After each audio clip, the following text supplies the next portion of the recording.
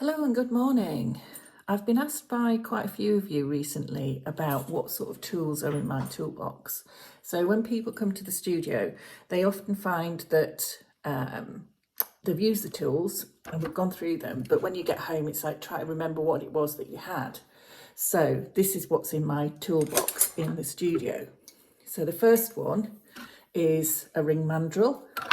So these are used to scale the ring sizes. Mine are in UK sizes, so they're in letters. And you can, well, you can't see, but this is really heavy because this is what we hammer against. So that's number one, a ring mandrel. The next one is a ring sizer. So again, mine are in UK sizes, but essentially what you're going to do with these is put them on, take them off, and you size up your ring. And the sizes are on the shank just here. And it's always useful to check whether that size actually fits and measures up with what's on your ring mandrel. Sometimes they're not perfectly calibrated. So this one says V, and it is on a V. So that's good. Then there is your hide mallet. Great for hammering things and not texturing them. So good for making sure things are rounded, and you would use that against the ring mandrel for shaping your rings. The next one, probably such a versatile tool, is the ball peen hammer. The ball being the bit with the ball end. This is great for creating dimples. And then the flat end, this is what I often use for hammering like the 50p shapes in my stacker rings. So great for that flat texture. A ruler. We need a ruler to measure ring blank length and various other things. So yeah, just get yourself a good metal ruler. I also have, in this one, I've got a file. So this is a half round file. You can see the round here, flat on the other side. I often use this and prefer to use it without the handle on, because I feel that when you're filing, the handle can sometimes get in the way, and I quite, particularly for new people, like to hold it quite high up so that there's less chance of it moving around.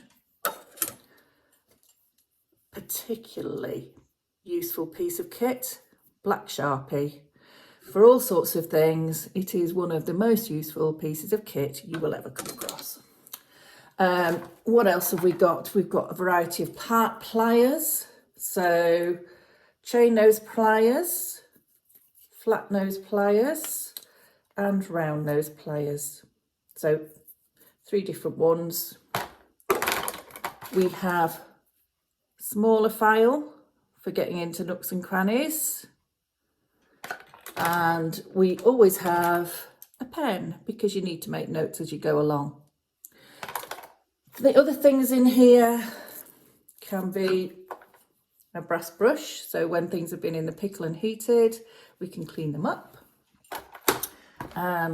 Silver polishing cloth. That one's got my logo on. How nice. And so that's mainly it for the contents of the box. But there are other things that you need when you're working as well. So here's my gas torch. These are useful for small elements, particularly small rings, stacker rings, small pendants, putting a bezel on so it doesn't get too hot. So they're quite handy. Reverse action tweezers. They work the opposite way round to normal tweezers, which means that you can hold things like this without having to put pressure on. Something less to think about. So there, your piercing saw. I use I think it's a 02 blade. It's just a general purpose blade, which suits most of my beginners classes. But it's a little saw frame, and get a pack of blades to go with them. As you can see, it's not heavy duty. We are not lumberjacks. I also have, to lubricate that, some cut lube, and that just runs across like that. And you've got some on here. There we go. And then my firing brick. So I've got firing brick here, well used as you can see. And on this particular one, I've also got, there you go, just another firing sheet really. So if I was doing something like this at the bench, I can just put the stuff there. And this is a soldering pick. You can see very well used. It looks like it got a bit on fire as well. I got a bit near you. But yeah, all of these things are some of the basic tools that I will use for classes and in my studio. So I do have a list and I will pop that in the post.